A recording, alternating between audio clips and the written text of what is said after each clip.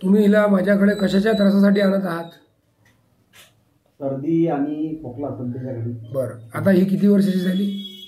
आता 10 वर्षाची झाली. आणि किती वर्षांपासून माझी औषध घेत आहे? जन्मल्यानंतर समजा पहिल्यांदा जेव्हा डॉक्टरकडे न्यायचं काम पडलं तर तेव्हा तुमच्याकडेच आलो आम्ही आणि तेव्हापासून सतत आम्ही तुमच्याकडेच येतो. आजपर्यंत आम्ही कोणत्याही ॲलोपॅथी डॉक्टरकडे हिला उपचार केले नाही. बरं, हिला जे मधात जे काही त्रास होतात, आजारी पडते, असे कुठले कुठले त्रास नेहमी होतात हिला? हिला सर्दी आणि खोकलावरती जास्त. बरं, बाकी काही ताप वगैरे एखाद्या वेळेस. बरं, प्रत्येक वेळेस होमिओपॅथिक मेडिसिन ती रिकवर होऊन जाते? पहिल्या एका बॉटलमध्ये होऊन जाते. बरं, 10 वर्षांमध्ये किती वेळा हिला ॲलोपॅथिक औषध याचं काम पडलं?